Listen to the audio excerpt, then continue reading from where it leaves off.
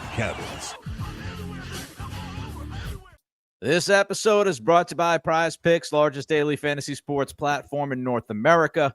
Download the Prize Picks app today and use code CLNS and get $50 instantly when you play $5. Greg, we are live, and let's get your overall thoughts on Sunday. I want to first ask you about the shaky operation through 3 weeks. Flags, undisciplined. Has it fallen short of your expectations for a Mike Vrabel football team? Because I know it's early, but it has certainly fallen short of my expectations of a Mike Vrabel football team. Yeah, absolutely. I mean, this is and I wrote this off the game on Sunday. That's probably been the most disappointing thing to me. Probably second would be the defense in some of these approaches, including in this game, which we'll go over, I'm sure. But yeah, I mean, when I came into the season, and I think a lot of people were like this, Nick, you figured, okay, they have a very young quarterback. They have almost an entirely new offensive line. It's a new offensive system.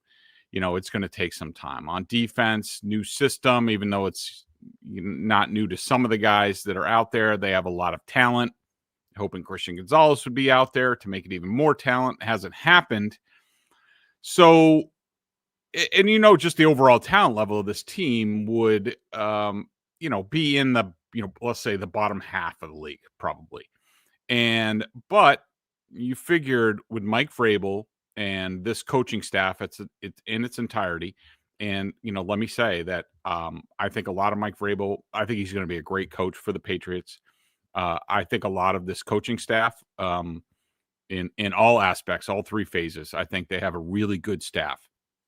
And you put all those things together, and I figured they would be able to at least, if not punch above their weight a little bit, early on or this season in general, they'd at least be able to, punch in their weight class because they would be disciplined.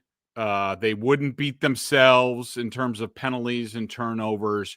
You'd get an advantage with Mike Vrabel and stretch as far as game management and things like that. And it would just give them a little bit of an edge. So you figured that in games against, a team like the Raiders or the Steelers on Sunday, that the Patriots would have a reasonable chance to win. But through 3 games and being 1-2 at the stretch, and I've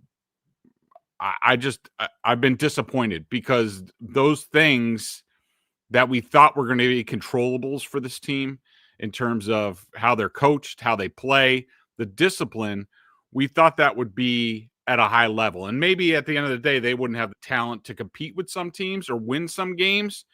But, that hasn't happened. They haven't been outclassed in any of these games as far as talent. But where they've lacked is the execution, the penalties, the turnovers, all things that you thought Vrabel and his coaching staff would be able to make a difference in. And through 3 games, that just hasn't happened. So that's been a little bit disappointing. Not to say it's not going to happen, because I do think it's going to happen. I'm just a little underwhelmed at this point at Mike Vrabel and company. I would agree with you. And you just look at some of these detailed things. I thought Vrabel would be much better on the details than he's been. And you start the game off, K'Lavon Chaisson, again, he's offsides right out of the gates. Like, what are we doing? That has to be addressed. And you look at the fact that you're one of the worst tackling teams, which we'll get to later on here on this live stream, but you're one of the worst tackling teams in all of football. You work on it all week during practice. You go into Sunday's game against the Steelers and you miss 14 tackles on Sunday. So it's some of those things that are bugging me. But what bugged me the most, and I'm sure what bugged everybody the most about the game against the Steelers, were the turnovers. Absolutely ridiculous. Ramondre Stevenson, of course, had 2 of them, one of them at the half-yard line. I want to ask you first the nature of the fumbles. What'd you think of his 2 fumbles on Sunday? Yeah, I thought they were pretty much the same. He's about to go down because of contact, and he's got, one arm on the ball, and he's begging for the ball to be punched out. I mean, I've seen worse ball handling in my day, but what also Ramondre has to realize now, and he better sure as hell realize it now, is that he is a target for every team. The Steelers, I think it was Cam Hayward talked about it after the game, that Ramondre and Drake Maye are both game plan points as far as their ball security. So those guys got to realize it. They got to button it up. But I will say, in terms of the fumbles, and, this again goes into sort of, Vrabel and his attitude, which has been surprising and maybe a little bit underwhelming to me. We've heard him. He's basically like poo-pooed the penalties. And even on Sunday, he sort of poo-pooed it. But they had I think all 7 of their penalties came in the first half. Some of them were killers. Now, you could certainly argue some of the calls, and I'm sure Nick would. But they're still called. They were killers. The Alex Austin 2 penalties, 3rd down, leads to touchdowns. He finally gets benched. But so there's Mike's attitude towards the penalties, which you'd think he'd lay the law down a little bit more and be like, we can't do that. Instead, he's like, well, actually penalties don't really factor that much into, wins and losses compared to these other stats. Okay, stat nerd. We'll agree to disagree. But then also on these turnovers, Mike Vrabel comes out and he talks about, and he says things like, which I don't disagree with necessarily. I don't know if I'd say it, where he says things like, I am sorry. Where is that quote? He said things like, we also, when talking about Ramondre Stevenson, we also have to do a better job of protecting said person with the ball. It starts with the person who has it, and then it falls upon the people that are blocking. Yes, the person is responsible for taking care of the football, but again, the other people also have a critical job in ball security. I understand what he's saying, and he's not wrong. And on Ramondre Stevenson's goal line fumble, Michael Wenu, for the 3rd straight week, for crying out loud, blows a block in a crucial short yardage situation, and Hayward knocks the ball out from Ramondre Stevenson. Antonio Gibson's fumble, caused by old friend Jabril Peppers and recovered by him. Mac Hollins is there to make the block and take care of the safety. He doesn't do it. Peppers, hits Gibson, which that fumble more than Ramondre's I excuse, because it was sort of like he had both arms on the ball. It was a great play by Jabril Peppers, but that's what Mike Vrabel means as in terms of other guys need to help out. Again, I understand what he's saying, and he's not wrong, but you're making excuses for these guys. You're making excuses for crucial mistakes, and I'm just very disappointed in that. I think it's going to lead to more problems. I mean, he's really tough on the quarterback, and he which he should be. But when it comes to Ramondre Stevenson, and other guys, he's like, well, other people could have helped out too. Like, come on, Mike. Which way is it? So I don't know, but just more frustration. Couple things to unpack. Number one, I don't like your tone regarding the officials throwing me under the bus. God forbid that I call it the way I see it when a referee screws up a call. And yes, they screwed up 2 or 3 calls on Sunday against the Patriots. They also missed 1 or 2 that favored the Patriots. I thought they missed a hold, which J.J. Watt was crying about for a full quarter because it was on his brother. But the Austin hold was ridiculous. The low block play was a terrible call on Marcus Jones. And they called a similar play last night in the Monday Night Football game. These officials don't know how to call the low block on the defender. They miss it every week. They missed it on Marcus Jones. That was a terrible call. And I also thought the Carlton Davis DPI down the field was weak. The ball was 20 yards beyond DK Metcalf. They were both fighting with their hands. So that one I have a big issue with. Yeah, that's the one I have a big issue with. The Alex Austin DPI was 100% DPI in the end zone. I mean, he wraps around Washington. You can't bear hug the guy. But those were the 3 calls that I thought were weak or just straight up terrible. As far as the Vrabel stuff, I'm just going to further add some context here because I go back to the WEEI interviews. And yeah, I know Mike wakes up early to do the interviews. I understand. But have an extra cup of coffee because he was asked about Campbell's 3rd false start, right, of the season down in Miami. He said, well, no, he was just pointing out the pass rusher. No, he wasn't. Clearly there was a flinch. There was a flinch before the point, and so that's wrong. He was also asked in the same interview about K'Lavon Chaison's, I think he was offsides twice, and Vrabel said, well, if the ref isn't going to tell him, then, some refs will tell you. And but he's a veteran. He's been in the league for years. You can't be offsides all the time. And as I said, beginning of this game, he's offsides right away. The penalties in general, penalties are, quote unquote, probably a bad predictor for win rate, he said. And maybe they are. Maybe the numbers tell you that. But you can't tell me some of these penalties have not crippled this football team. And I also think some people call me the king of context. Just to add context to this, if you have more talent, then penalties are a bad predictor probably for win rate because your talent can overcome the penalties. When you are not a good football team and you have the penalties that we've seen, it probably is a good indicator or predictor of win rate. So there's a lot of different things. I will add one more thing before I ask you about the running back situation going into this Carolina game. I will give Vrabel some credit because he did show some accountability during the EEI interview yesterday, and Doug Kye transcribed it. He was asked about, I'm sure you're happy at least from a perspective of those guys not giving up. Not really a question, more of a statement from whoever said it on the Greg Hill show. And Vrabel said, quote, no, I mean, we can polish the turd however we want to. Just understand that you've got a 5% chance to win a game where you have that many turnovers. But then he comes back and says, there's a lot of good stuff in there. There's stuff that's very detrimental, and we got to correct it, and we have to be able to move on. And he finally said, but we have to be able to coach it, which he hasn't said a lot. We have to be able to coach it and acknowledge it and then fix it. So I do think he was better on Monday with Greg Hill than he was right after the game. But, yeah, some of these issues, it does feel like he brushes them aside a little bit too easy for my liking. Yeah, and I agree with you, and that's part of the reason why I wrote my column about, Vrabel and the coaching off the game because, and this is not new for me. I said the same things about Gerard Mayo last year. Yep. I had a lot of problems with his issues, deflecting things, putting it on the players, not taking ownership. We have a soft team comment, but not saying that he has anything to do with it, and so. Vrabel gets up there and his team just, commits a bunch of penalties that basically give the Steelers a 14-0 lead.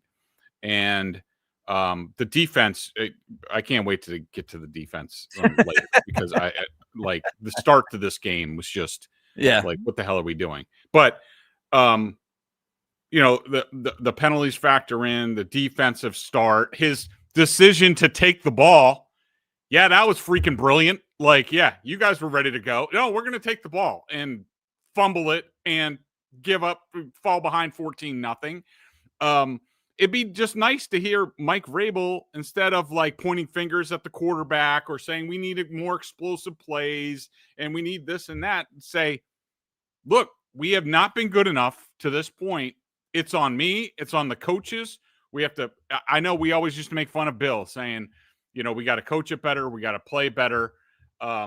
It got boring because that's what he would always say. But, it was true. And it would be nice if Vrabel, what he's getting paid and he's being brought in and he's given this ability to hire all these people. And it'd be nice for him to sit up there and be like, look, today was not good enough. We did a lot of good things, but at the end of the day, it was not good enough. And it falls on me. And I am going to get this fixed. I just like to hear that once. I will say this because I feel like we've certainly criticized Vrabel enough over the past, 6 or 7 minutes. I will say there are obviously some good things that he's doing.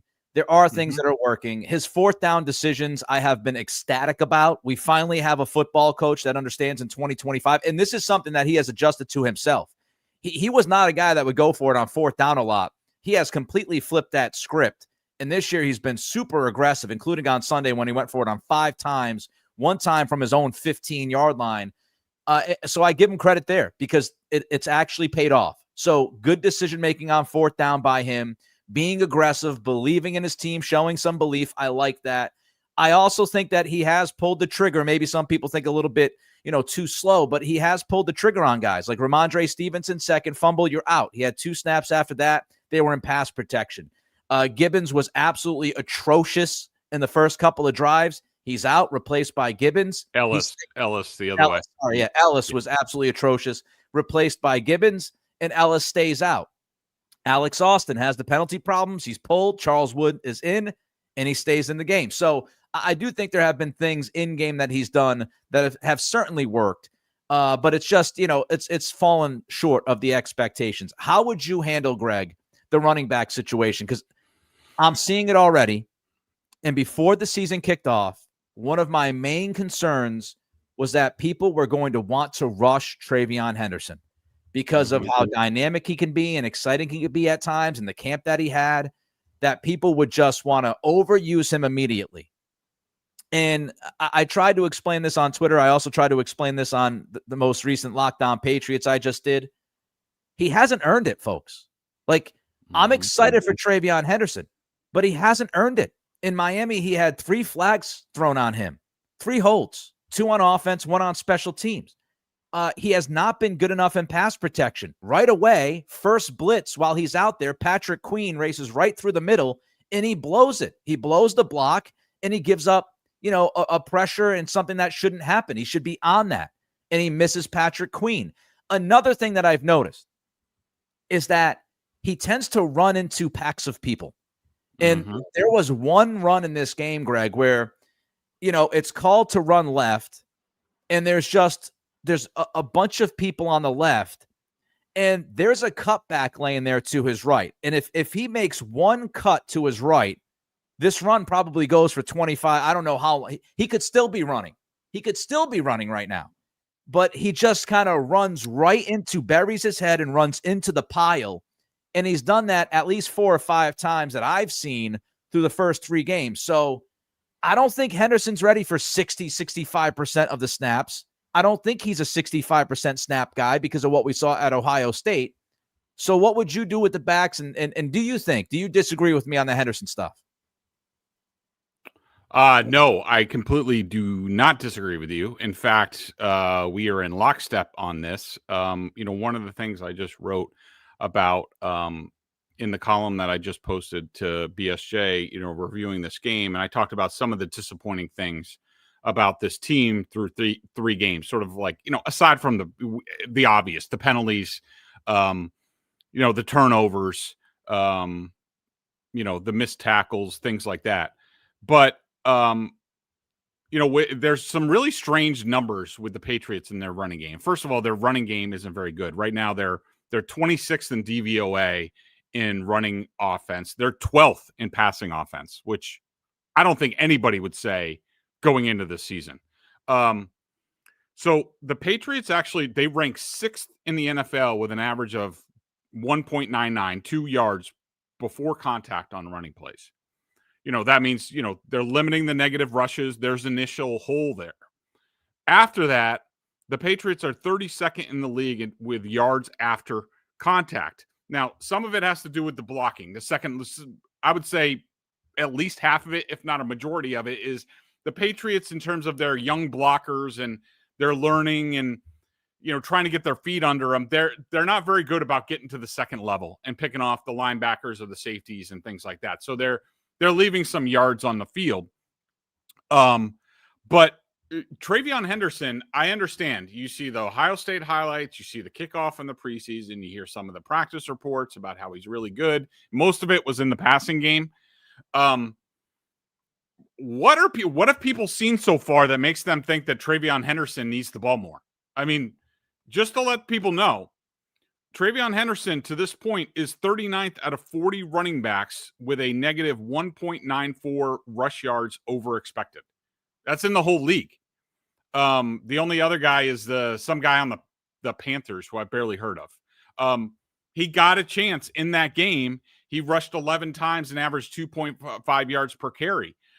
His vision has not been very good to this point. Like to your point, he's running in the backs of people. He's not seeing cutback lanes.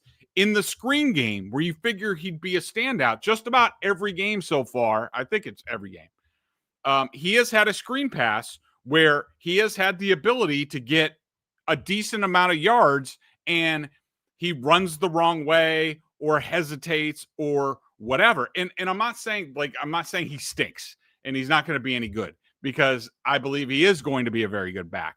But let's also remember that traditionally running backs here, don't play for a while. The pass backs, they don't play their rookie year. Shane Vereen, James White, what have you. And look, I think TreVeyon Henderson, his smarts and his athletic ability make him a lot better than those guys when they were coming in.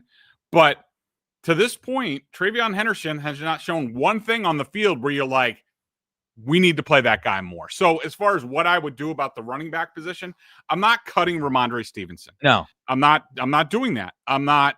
Are you going to go cut Derrick Henry, who's had some fumbling issues so far and cost the Ravens 2 games? Not 1, 2. Remember, Ramondre won a game. Derrick Henry probably won a game. But look, I might make him inactive this week just to make sure I'm sending the message. But I'm more expecting, because they only have 3 backs. Who are you going to bring up? Terrell Jennings.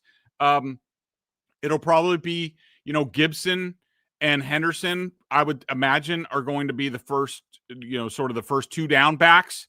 And Stevenson, because he is better in pass protection than Henderson is to this point, maybe Ramondre gets a chance to be the 3rd down back. But I don't think anything drastic is going to happen. This team isn't good enough. Ramondre is a good player. I agree with Vrabel. They need him. They just have to figure out how to get him there. I would bench him this week. I would not cut him. Yeah. We can't forget he was the best skill position player in Miami for this team by far. So I know the fumble issues, but he gets a clean slate with Mike Vrabel and this coaching staff. And so one awful game, the 2 fumbles, we get it, but I'm not cutting him because of that. All right, we're going to get to Drake Maye's performance, a couple of other questions for Greg, and then we'll jump into the defense, which he's just licking his chops to do. But first, he'll tell you about Prize Picks. Prize Picks is the best place to turn your sports knowledge into cash. With millions of members, Prize Picks has made daily fantasy sports accessible to all. You just pick more or less than at least 2 players for a shot to win up to 2,000 times your cash. Run your game all season long on Prize Picks. On Prize Picks, you can mix and match player projections from different sports, combine your favorite basketball players with players from baseball, hockey, esports, and much more. Prize Picks invented the flex play, which means you can still cash out if your lineup isn't perfect. You can double your money even if one of your picks doesn't hit. Prize Picks puts their members first, so all withdrawals are fast, safe, and secure. When my picks hit, I can get my money in as quick as 15 minutes. I love playing Prize Picks. I love the app. I got to tell you, I'm not a big gambler, but, I dabble a little bit, gambling on games, gambling on FanDuel. I got to tell you, I make the most money, Prize Picks. I make the most money on Prize Picks. All you have to do is find a couple guys. They give you free squares. There was one from Mahomes last week, and all of a sudden you can cash in. I've been riding that to big payouts. They also have weekly promotions that can lead to big payouts like Taco Tuesday. Each Tuesday, Prize Picks discounts select player projections up to 25% to provide even more value for your lineup. Download the app today. Use code CLNS to get $50 in lineups after you play your first $5 lineup. Again, that's code CLNS to get $50 in lineups after you play your first $5 lineup. Prize Picks, run your game.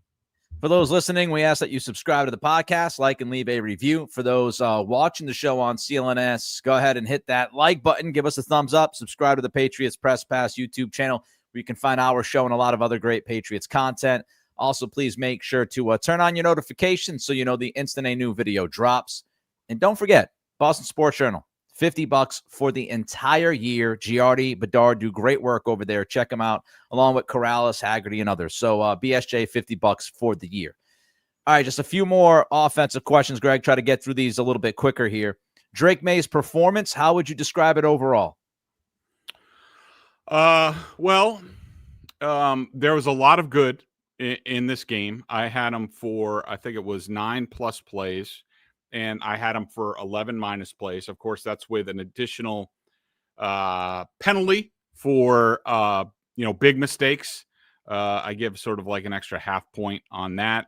Even more like in the case of Ramondre Stevenson, when you fumble right on the goal line and cost your team 7 points. But I thought there was a lot of good. I thought that there was a stretch after halftime where I thought he was basically flawless until the sack fumble. Now, a couple of key stretches right before halftime. 1st and goal to 2. I know because it didn't work out and Drake Maye threw an interception.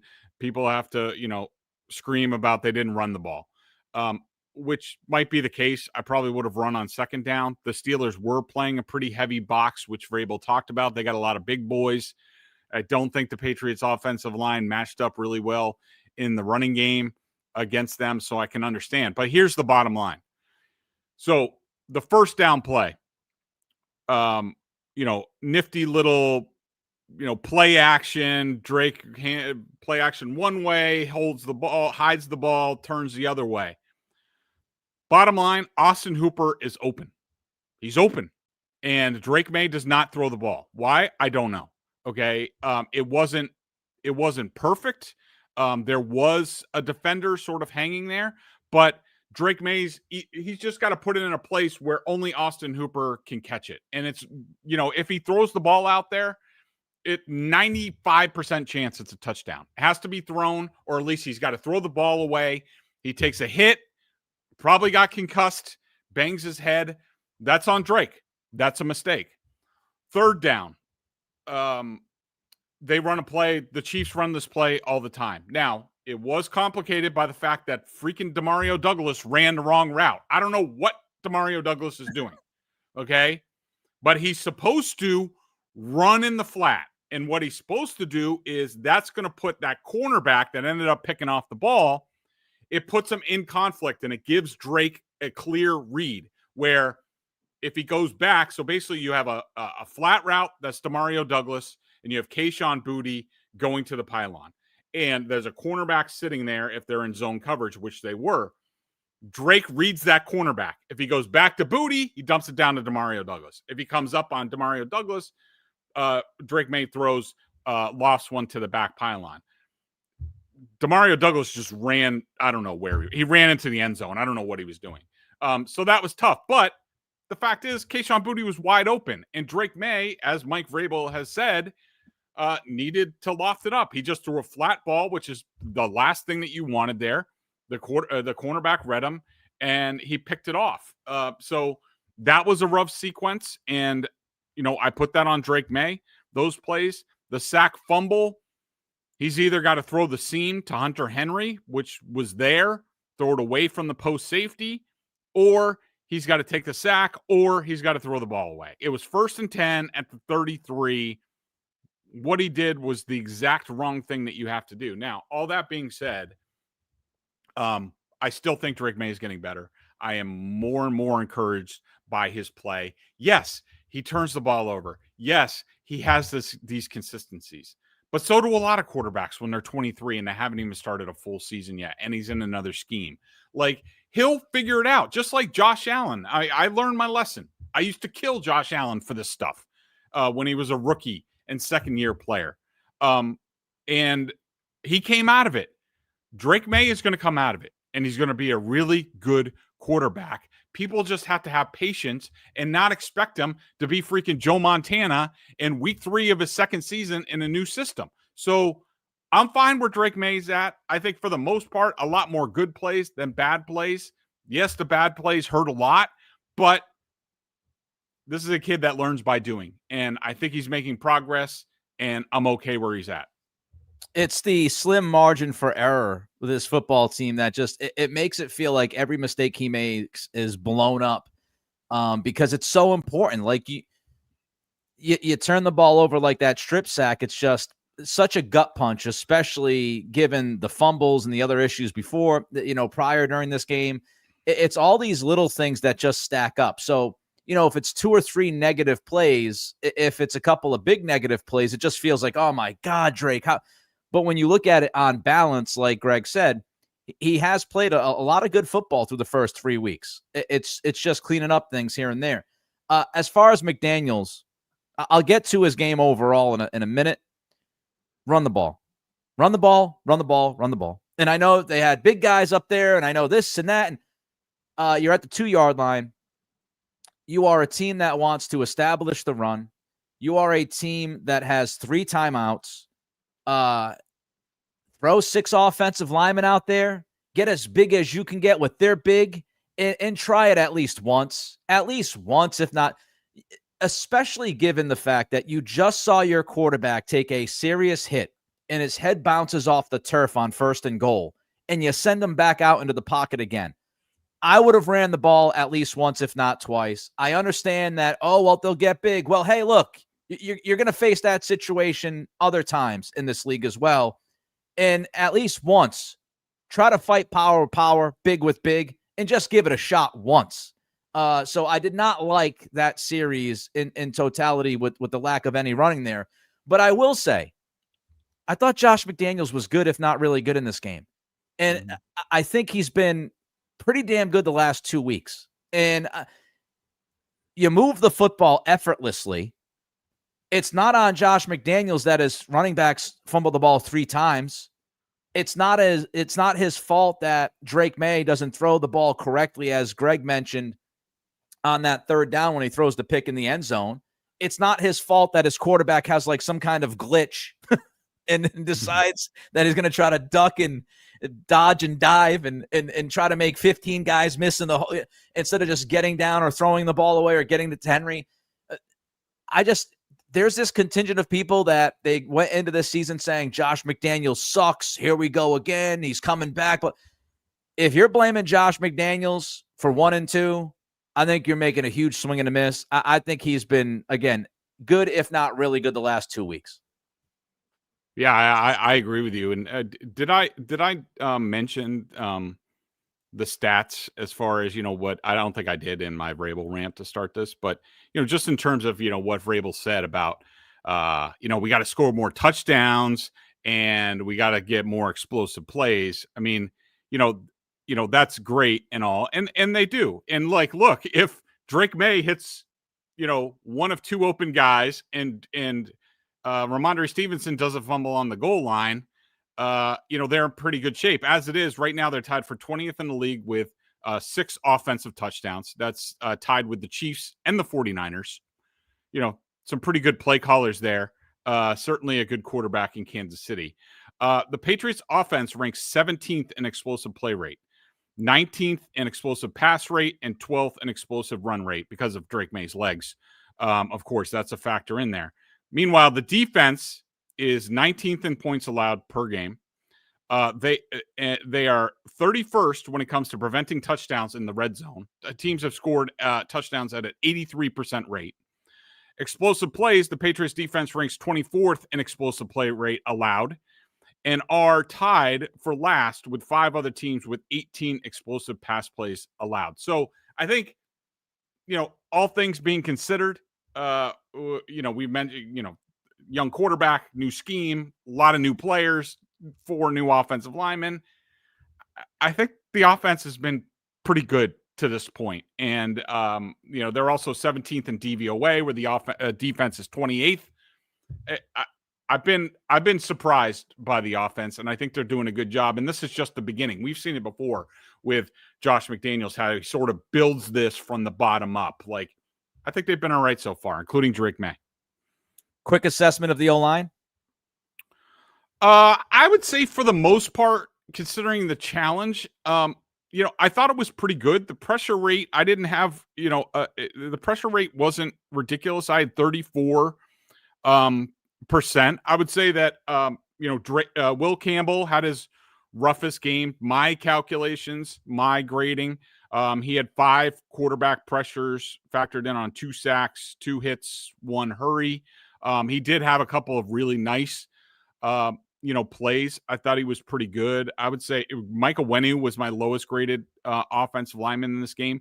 Morgan Moses live, I was like, man, he's having a rough time with TJ Watt, or they're not doing enough with TJ Watt as far as helping Morgan Moses. But after watching the film, he was my highest graded offensive lineman. I thought he was pretty good. Jared Wilson, solid. Garrett Bradbury, okay. Probably his roughest game, but boy, did he have one hell of a block on a quick game where he saw the outside rusher coming, full go, lays out, gets the guy. That was freaking awesome. So for the most part, it was like to see some more in the run game, but I would say for the most part, not too shabby. I'm so glad you said that, because I rewatched the game yesterday morning, and I kind of felt the same way, where I was like, I saw people saying, "Oh man, the left side of the line's been awful today, and they're getting crushed." And rewatching the game, I was like, it wasn't that bad. Even Campbell, it wasn't that bad. Now, granted, the last drive, oh boy, I think three straight times, Herbig, kind of, whooped up Campbell a little bit. That was a tough last drive for Will.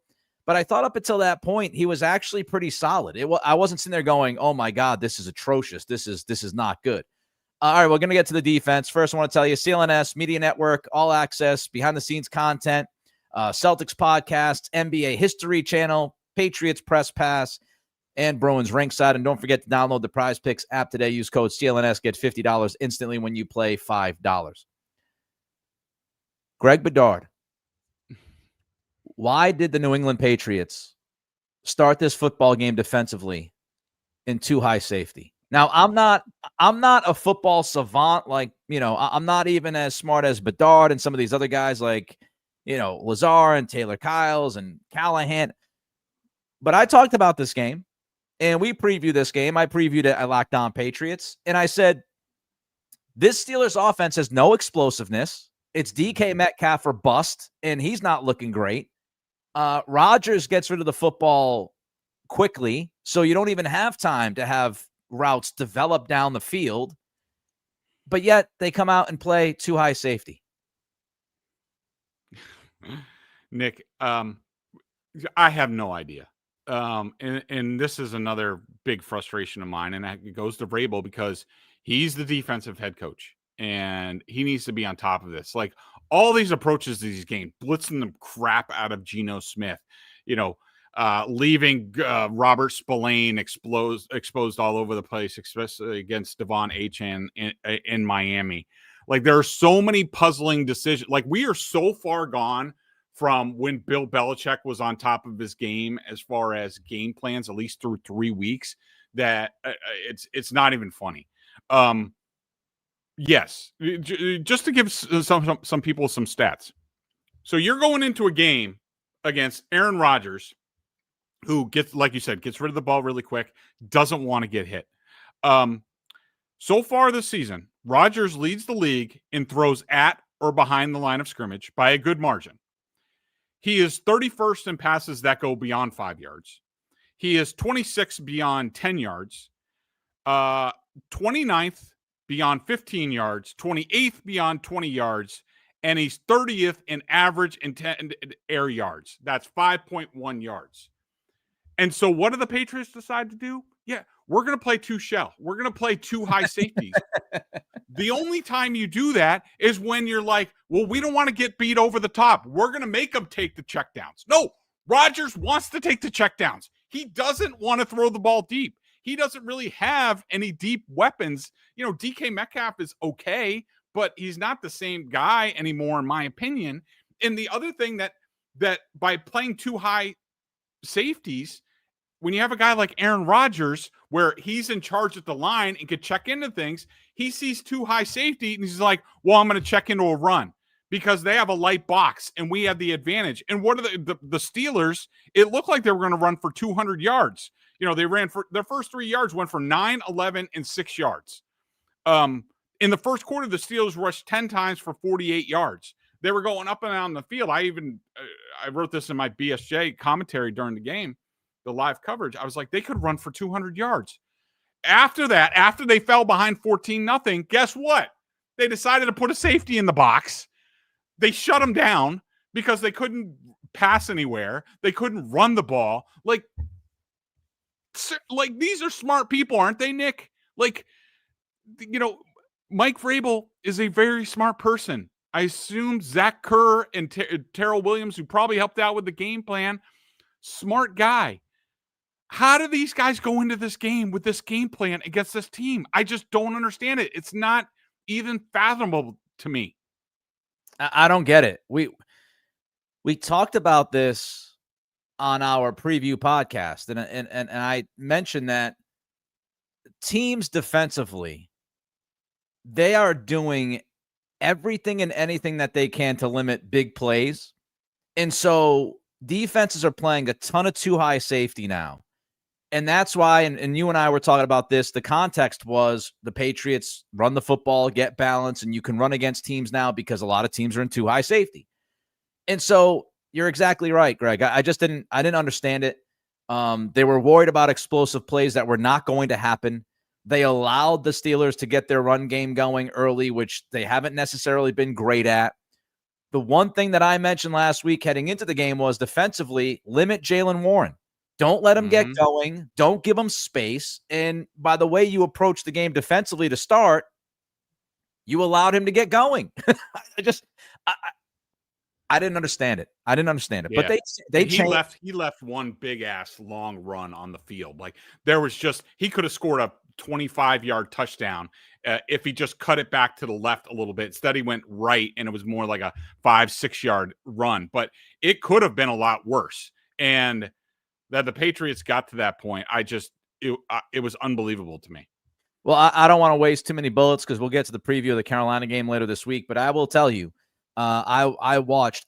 I should be paid hazard pay because I watched the Patriots. I watched the Patriots game yesterday. Rewatched it. Had to watch all the turnovers and stuff. And then this morning I watched Falcons Panthers. Oh boy, Greg, you're gonna have fun with that film. Atlanta was as bad as it gets. Penix was as bad as it gets. They couldn't return kickoffs or punts. But I will say that Carolina, you better not come out too high safety against Carolina. So I'm going to tell you right now, you better not come out too high safety against Bryce Young. Okay. You don't do it. Don't do it. Now, Leggett might be, healthy or whatever, but he hasn't done much if he comes back. And again, I don't want to waste too many bullets. All right. They did change. They did adjust. They took Ellis off the field. Thank God. Cause he stunk. They took Austin off the field. What did you see after the tough start from this defense? I will say the pressure rate wasn't that good. I had it as 25%. I know Next Gen Stats had it at 16.7% in terms of QB pressure against Rodgers. Now, not all stats tell the tale, and that Rodgers doesn't want to hang on to the ball. Like that's a bit out of context. So I didn't think it was that bad. I didn't think it was great in terms of their pressure, but I think they played a lot more fundamentally sound. They didn't get crazy. I didn't think they blitzed, all that much. Now, they did have some, I thought Spillane was great in this game. Tonga was great in this game. Some of the touchdowns. So the Gainwell touchdown, I put that on Chason and also Craig Woodson. Yep. Chason, got sucked in a little bit on the run action on the outside zone, but also Craig Woodson, switched with Jalen Hawkins in coverage. And then and we talk about this almost every week, Nick, where Craig Woodson's out of position. He's not exactly lined up right. And look, young guy, smart guy. I think he'll get it corrected. I also had him contributing on the final touchdown to Calvin Austin because, again, I couldn't tell really what coverage he was in. If he was the robber in cover one robber, he wasn't robbing anybody. No one was on that side of the field for him to rob. So can you do something like, I don't know, help Marcus Jones? I think he was supposed to help a little bit more there. But, for the most part, I thought the defense was solid after the puzzling start, which I think I put on the coaches squarely. Also some bad play out of players like Austin and Ellis, like you mentioned. Oh, another play I wanted to mention. Marte Mapu. So remember, there was a long third down in cut to Jonnu Smith from Rodgers. You remember that play, Nick? Yes. So Marte Mapu was in man coverage against Jonnu Smith on this. And this is something that drives me absolutely up a wall. On that play, he faked the blitz really hard into the line. And guess what? It didn't allow him to get into the right position to defend Jonnu Smith. He was in decent position, but not good enough. He could have been better on that play. And I've watched this with defensive coaches. I've heard them. They refer to it as a too cool for school play, where the guy's trying to be cool. Like, I'm going to walk the blitz up and we're going to do this. And guess what? They beat you. Marte Mapu has not played enough football. He is not nearly a good enough football player to do that crap. If you want to be in the box and sort of like make it look like you're blitzing, which is what you're trying to do, like they're trying to think that he's going to come and Spillane's not going to come, but in reality, Spillane comes. Like, just be conservative about it. He goes all the way up into the line, and Johnny Smith just all of a sudden like looks for the ball. Roger sees it, flips it to him. Huge first down. They go on to score the game-winning touchdown. I mean, I don't know if it was that drive or a drive before, but I didn't see Marte Mapu after that. But that cannot happen. So still too many big plays, still too many breakdowns in crucial situations, a lot like the offense, that they're going to have to get cleaned up. All right, quickly, let's do some 3 down, 3 up. We'll do it backwards here. Let's start with 3 down. I thought there was a sliver of hope for that defense on Sunday, by the way. I thought they were mostly excellent second and third quarter. You wish they could come up with that stop in the fourth quarter. I also would say, Rodgers, the throw to Austin was a good throw. It's back shoulder. He puts it on a line. Pretty good throw. Jones got beat off the line, but pretty good throw by Aaron. And I thought the DK Metcalf on Carlton Davis, I thought Davis was in pretty good position. It's a really good throw. He trusts his guy. Metcalf is big. He gets up and he kind of mossed Carlton Davis a little bit. Yeah. And that tends to happen when you're playing against dudes like that, So I thought they were, look, from where they were and that first drive or two, I'm like, this defense stinks. This is awful right now.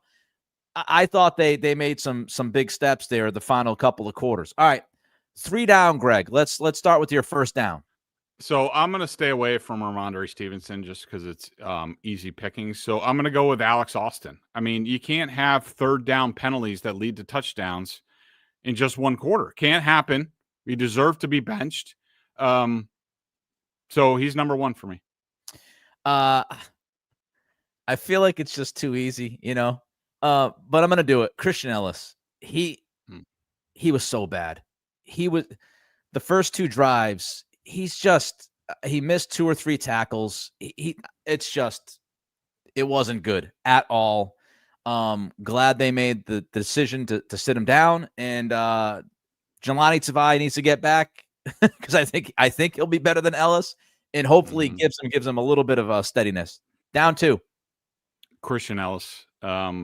Just not good enough. I mean, how long have I been talking about this guy and my fears about the linebacker group comes to fruition already? I thought Jack Gibbons was okay, taking over for him, but that's a pretty big spot in this lineup. That sort of weak side. You're supposed to be like a playmaking linebacker right there.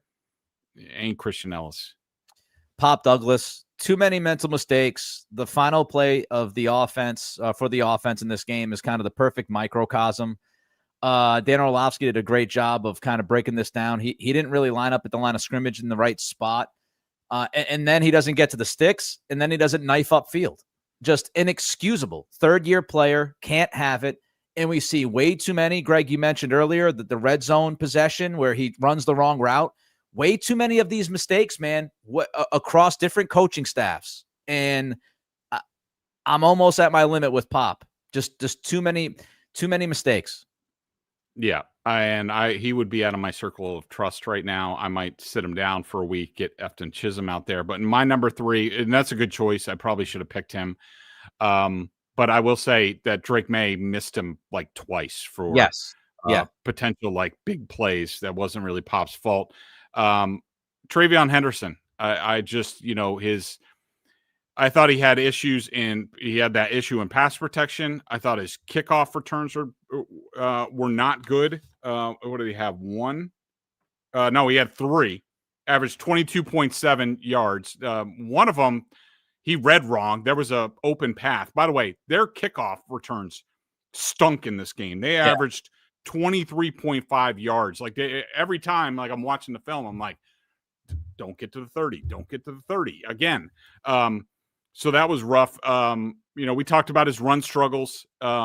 leaving a lot of yards on the field. Young Buck will get better, just not very good right now.